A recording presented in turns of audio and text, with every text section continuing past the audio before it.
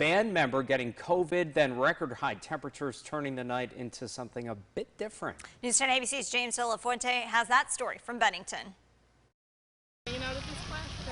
Not a bad way to beat the heat, and the party was just getting started. Really good! All right. How are you staying cool? He's staying cool, really good. He's cold. How are you beating the heat out here today? I'm the water starter. Step on the water and they run through all the water.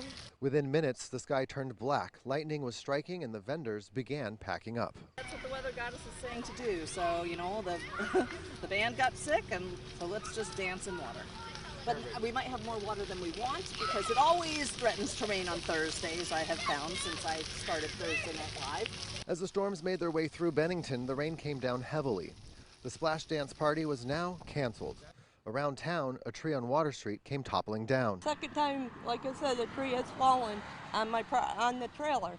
One like 6 months ago on the backside. Same place, same corner.